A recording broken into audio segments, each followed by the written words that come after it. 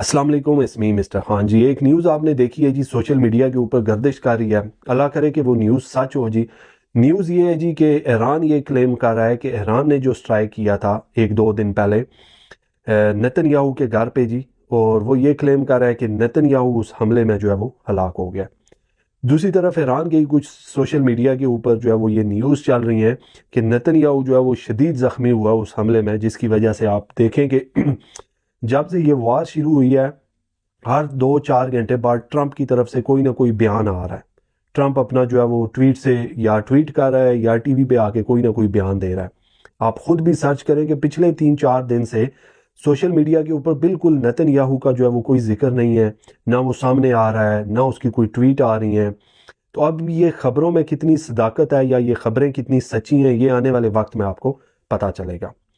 इसके साथ जो दूसरी न्यूज़ है वो दूसरी न्यूज़ ये है कि पाकिस्तान जो है वो इस टाइम बिल्कुल कोशिश कर रहा है कि इस जंग से दूर रहे, लेकिन पाकिस्तान का एक दफाई जो मुआहदा हुआ है सऊदीया के साथ, वो एक नामुमकिन सी बात है कि पाकिस्तान जो है वो इस जंग से दूर रहे। अमेरिका जो है वो अब उसको नज़र आ रहा है कि उसका फेलियर, अमेरिका को ये लग रहा था कि मैंने जो है वो स्ट्राइक करना है, ठीक है, आयतुल्लाह खामनाई को शहीद किया है तो फ़ौरन जो है वो वहाँ पे रजीम चेंज होगी, लेकिन इस तरह होता हुआ कुछ नज़र नहीं आ रहा। और अब जो है वो यूएस की एजेंसीज ने भी रिपोर्ट दी है मिस्टर ट्रंप को कि आप जो रजीम चेंज करना चाह रहे हैं आप नहीं कर सकते, आप उसमें फेल हो जाएंगे, बल्कि फेल हो चुके हैं, नाकाम है। क्यों? क्योंकि आपको पता है आयतुल्लाह खामनाई के बाद उनके साहबजादे जो हैं वो सीट पे आके बैठ गए हैं, और नया एक लीडर जो है वो आपको पता है यंग लीडर है, और उसकी सोच का जाविया कैसा होगा, ख़ास तौर पे इस वार के अंदर, या उसकी हिकमत अमली कैसी होगी, ये इंशाल्लाह चंद दिनों के अंदर अंदर आपको पता चलेगा। लेकिन जो एक रजीम चेंज का ऑपरेशन जिसके लिए किया गया था, जो इतनी बड़ी वार मुसल्लत की गई थी मिडल ईस्ट के अंदर,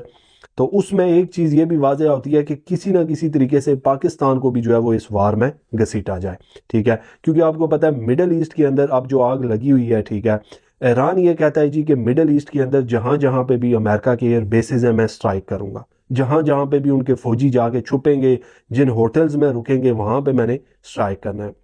तो सऊदीया ये कह रहा है जी कि पाकिस्तान का अब दफाई मुआहदा है, पाकिस्तान हमारे साथ शामिल हो और ईरान के अगेंस्ट जो है वो हमारी हेल्प करे। ये एक बहुत ही संगीन किस्म का मसला है, और आने वाले दिनों में आपको पता है कि इवन के कल जो पाकिस्तान के अंदर लॉ मिनिस्टर ने कॉन्फ्रेंस की है, उसमें वाज़ेह तौर पे उन्होंने ये कहा है जी कि पाकिस्तान के लोग जो है वो इस खबर को या इस चीज़ को सोशल मीडिया पे प्लीज़ ना डिस्कस करें जी कि पाकिस्तान ईरान के साथ खड़ा होगा या पाकिस्तान जो है वो खलीजी ममालिक के साथ खड़ा होगा। तो इस चीज़ से आप अंदाज़ा लगा सकते हैं कि पाकिस्तान के ऊपर इस टाइम कितना प्रेशर है। एक तरफ ईरान जो है वो हमारा नेबरिंग कंट्री है, दूसरी तरफ जो है वो मिडल ईस्ट है,